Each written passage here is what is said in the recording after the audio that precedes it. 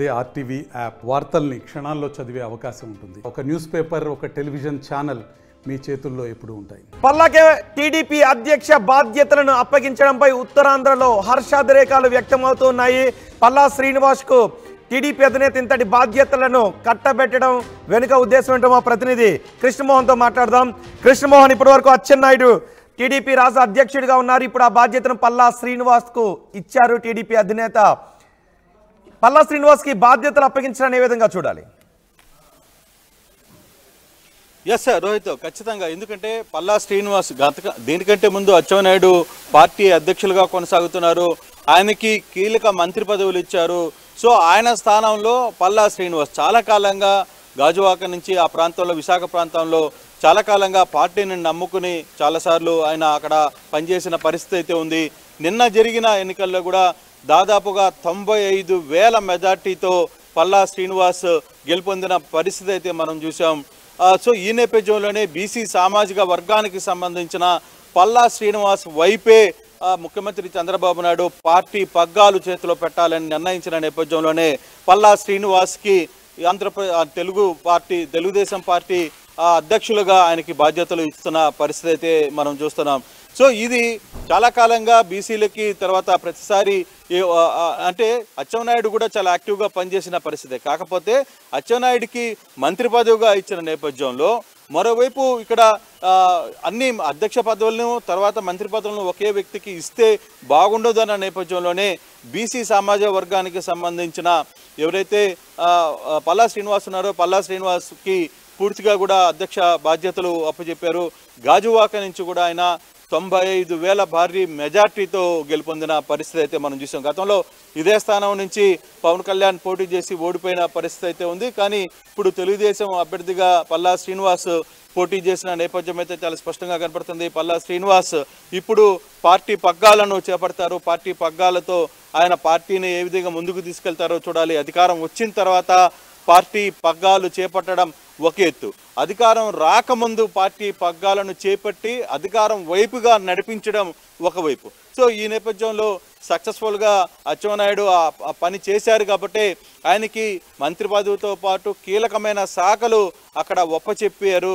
So ఆయన స్థానంలో పల్లా శ్రీనివాస్ని అంటే మళ్ళీ టీడీపీ అధ్యక్ష బాధ్యతలు బీసీ సామాజిక వర్గానికి చెందిన వ్యక్తికి ఇవ్వడం, మేము బీసీలకు పెద్దపీట వేస్తున్నామని సంకేతాలు ఇచ్చినట్టే అర్థం చేసుకోవాలా?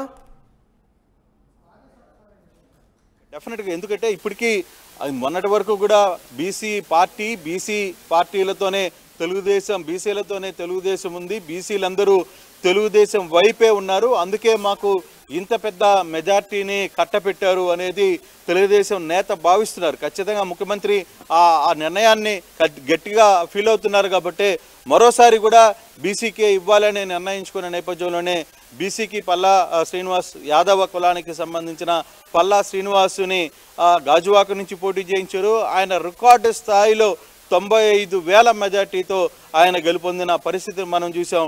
అందుకే ఈ అధ్యక్ష పదవి బాధ్యతల్ని పూర్తిగా కూడా ఆయనకి అంటగట్టిన పరిస్థితి అయితే ఉంది. మరి కాసేపట్లోనే ఇక్కడికి ముఖ్యమంత్రి చంద్రబాబు నాయుడు రాబోతున్నారు. మరో 5 నిమిషాల్లో తన కార్యాలయంలోకి రాబోతున్నారు. సుమారు 2 గంటల పాటు కూడా ఉండే పరిస్థితి అయితే చాలా స్పష్టంగా కనపడుతుంది. సో ఇప్పటికీ పల్లా శ్రీనివాస్కి సంబంధించిన వ్యవహారంలో కావచ్చు, లేకపోతే మంత్రులకు సంబంధించి మనగారం చూస్తుంటే కాన్వాయ్ కూడా సెక్రటరేట్లోకి బయలుదేరుతున్న పరిస్థితి, సెక్రటరీలోకి ఎంటర్ అవుతుంది. ముఖ్యమంత్రి 2వ రోజు నిన్న ఆయన బాధ్యతలు స్వీకరించడానికి వచ్చారు. ఈరోజు 2వ రోజు కూడా ముఖ్యమంత్రి సచివాలయంలోకి ఎంటర్ అవుతున్నారు. కరెక్ట్గా 3 గంటలకి అనుకున్నారు, 3:03కి ఇక్కడ 2వ రోజు వస్తున్న పరిస్థితి అయితే మనం చూస్తున్నాం. సో పూర్తిగా ముఖ్యమంత్రి 3 నుంచి సాయంత్రం 5 వరకు తన సచివాలయంలో, తన కార్యాలయంలో ఉంటారు. ఇప్పుడే శాఖలందరూ కూడా కేటాయించారు కాబట్టి మంత్రులు ఇక ఒక్కొక్కరుగా ఇక్కడ చేరుకునే అవకాశం ఉంటుంది అనేది మనకి చాలా స్పష్టంగా కనపడుతుంది. ముఖ్యమంత్రి నారా చంద్రబాబు నాయుడు తన కాన్వాయ్లో ఇక్కడికి చేరుకుంటున్న పరిస్థితి. సచివాలయంలోకి బ్లాక్ 1కి చేరుకోబోతున్నారు. కాసేపటికి ఆయన ఇక్కడే దాదాపుగా 2 గంటల పాటు ఇక్కడ ఉండబోతున్నారు. ఇక్కడ 2 గంటల పాటు ఉండి ఇక్కడికి వచ్చే మంత్రులతో కూడా ఆయన మాట్లాడే ప్రయత్నం అయితే చేయబోతున్నారు అనేది చాలా స్పష్టంగా అర్థమవుతుంది. నారా చంద్రబాబు నాయుడు ఇప్పుడే తన కాన్వాయ్లో ఇక్కడికి చేరుకుంటున్న పరిస్థితిని మనం చూస్తున్నాం. సో ఇప్పుడు ఆయన ఇప్పుడు చేరుకుంటున్నారు. తర్వాత 5 గంటల వరకు కూడా మనం చూస్తే ఆర్టీవీ ఎక్స్క్లూజివ్గా విజువల్స్ని చూపించే ప్రయత్నం చేస్తుంది. రెండో రోజు ముఖ్యమంత్రిగా ఆయన తన బాధ్యతలు నిర్వర్తించడానికి ఇక్కడికి చేరుకుంటున్నారు. తన వాహనాన్ని కూడా పోలీసులు లోపలికి అనుమతిస్తున్న పరిస్థితి అయితే మనం చూస్తున్నాం. సో ముఖ్యమంత్రి 3 గంటల నుంచి ఇప్పటి నుంచి 5 గంటల వరకు తన కార్యాలయంలో వేచి ఉంటారు. ఇప్పటికే మంత్రులు నిన్నటి వరకు మంత్రులు మాత్రమే తెలిసింది. ఇప్పుడు మంత్రుల శాఖలు కూడా తెలిసిపోయాయి. కాబట్టి శాఖలకు సంబంధించి అలాట్ అయిన మంత్రులందరూ కూడా ఒక్కొక్కరుగా మరి కాసేపట్లో చంద్రబాబుని కలవడానికి కృతజ్ఞతలు తెలపడానికి ఇక్కడికి రాబోతున్నారనేది చాలా స్పష్టంగా అర్థమవుతుంది. రోహిత్. రైట్. కృష్ణమోహన్ స్పీకర్గా ఎవరు ఎన్నుకోబడే అవకాశం ఉంటుంది, ప్రొటెం స్పీకర్గా ఎవరు వ్యవహరించే అవకాశం ఉంటుందని దాని గురించి క్లారిటీ వచ్చిందా?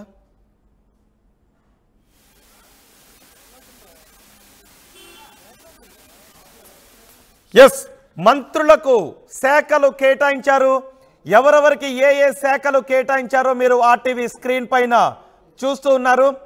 దాదాపు మా దగ్గరకు ముందుగానే వచ్చిన రిపోర్ట్ ప్రకారం చివరి నిమిషంలో కొన్ని శాఖలు మారాయి. ఆర్టీవీ దగ్గరకు వచ్చిన రిపోర్ట్లో ఏదైతే ఉందో అవే శాఖలు ఆయా మంత్రులకు కేటాయించారు. చివరి నిమిషంలో కొన్ని 1-2 విషయాల్లో మార్పులు మాత్రం జరిగాయి. నారా చంద్రబాబు నాయుడు దగ్గర లా అండ్ ఆర్డర్ కూడా ఆయన దగ్గర ఉంటుంది, జనరల్ అడ్మినిస్ట్రేషన్ ఆయన దగ్గర ఉంటుంది, public enterprises and all other portfolios ఎవరికైతే ఇతర మంత్రులకు కేటాయించిన అన్ని శాఖలు కూడా ముఖ్యమంత్రి దగ్గరే ఉంటాయి. పవన్ కళ్యాణ్కు Panchayati Raj, rural development, rural water supply, environment, forest science and technology శాఖలు ఉంటాయి. నారా లోకేష్ దగ్గర human resources development, IT, electronics and communication శాఖలు ఉంటాయి. అచ్చెన్నాయుడు దగ్గర agriculture, cooperation, marketing, animal husbandry, dairy development, fisheries శాఖలు కింజారపు అచ్చెన్నాయుడు దగ్గర ఉంటాయి. అంతేకాదు ఇంకో కీలక విషయం కూడా, ఇప్పటి వరకు అచ్చెన్నాయుడు తెలుగుదేశం రాష్ట్ర అధ్యక్షుడిగా వ్యవహరించారు. ఇప్పుడు పల్లా శ్రీనివాస్ ఆ బాధ్యతను పల్లా శ్రీనివాస్కి అప్పగించారు. తెలుగుదేశం ఏపీ అధ్యక్షుడిగా పల్లా ఎన్నుకోబడ్డారు, పల్లాను నియమించారు. ఇటీవల ఎన్నికల్లో ఆయన గాజువాక నుంచి ఎమ్మెల్యేగా గెలిచారు. అసెంబ్లీ ఎన్నికల్లో పల్లాకి అత్యధిక మెజార్టీ వచ్చింది. ఫస్ట్ టైం అసెంబ్లీలో అడుగు పెట్టారు పల్లా శ్రీనివాస్. ఇప్పటి వరకు ఏపీ టీడీపీ అధ్యక్షుడిగా అచ్చెన్నాయుడు ఉన్నారు. మరోసారి ఉత్తరాంధ్రకి ఏపీ టీడీపీ అధ్యక్ష పదవినిచ్చారు. మరోసారి బీసీకే అధ్యక్ష పదవిని కట్టబెట్టారు. పల్లాకు మొన్నటి ఎన్నికల్లో 95,235 ఓట్లు వచ్చాయి. బీసీ యాదవ సామాజిక వర్గానికి చెందిన వ్యక్తి పల్లా శ్రీనివాస్.